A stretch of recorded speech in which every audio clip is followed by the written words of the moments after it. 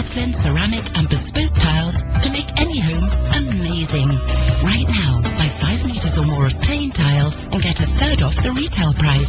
Visit our showroom and warehouse at Park Royal Road, London, or call 0208 83 84 900. Make your home amazing at amazingtiles.com.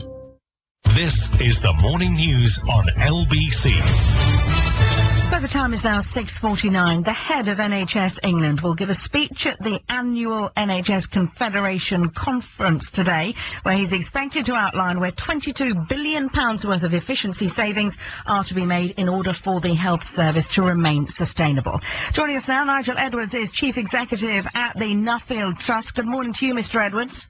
Good morning. Well, with figures like that, it's bound to be a pretty long speech, I should imagine, by Simon Stevens. Where do you think these deep cuts will come? Well, it's not necessarily about cuts. This 22 billion of efficiency savings is required to meet the fact that the population is growing and getting older. So some of this 22 billion is about treating more patients with the same number of staff, which is itself quite challenging. Some of it is about doing work cheaper. Quite a bit of it will need to be about doing work in very different ways. So, for example, perhaps treating patients at home, treating patients remotely rather than having to go to hospital, perhaps changing the way that patients are treated. But I think it's a big challenge, and I think a lot of people are going to be interested to hear where this is going to come from, because this type of efficiency saving has not really been seen in other healthcare systems at this scale and at this pace.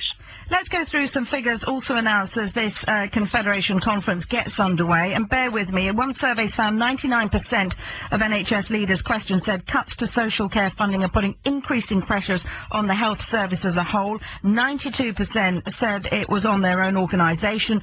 4 out of 5 saying the cuts were increasing the amount of time people actually spent in hospital. 9 out of 10 saying financial pressures have got worse in the last year. Does that all ring true for you? Yes, I'm surprised it isn't more saying that.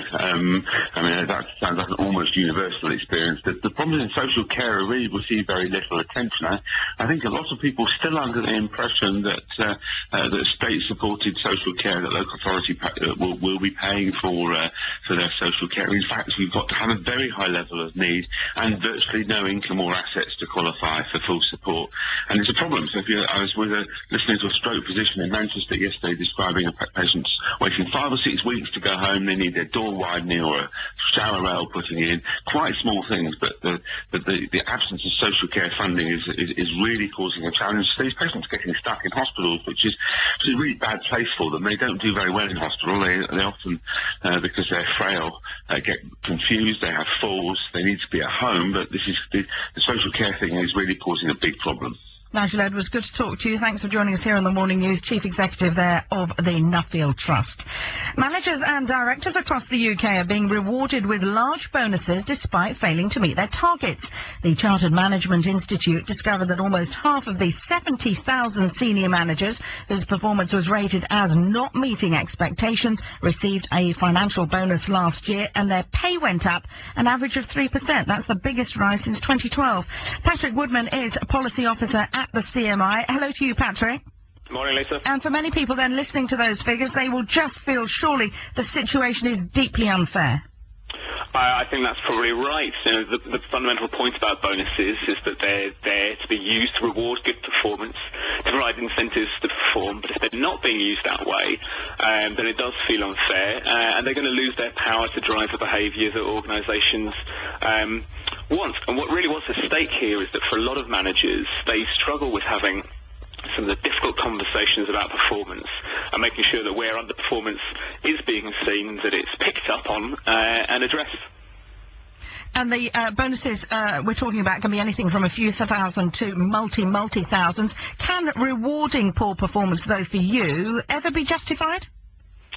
Not really, no. I think it's one of the fundamentals of good management that if you are setting bonus schemes out, that you've got very clear targets about what that's for.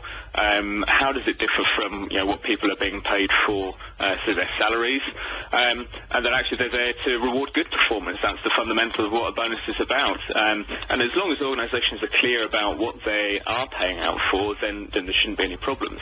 It's where we see that underperformance is being rewarded, as this data suggests, that actually you start to think there is a problem with performance management. Patrick, good to talk to you. Thanks for joining us. Patrick Woodman there, Policy Officer at the Chartered Management Institute. Now, an advert for fashion brand Yves Saint Laurent has been banned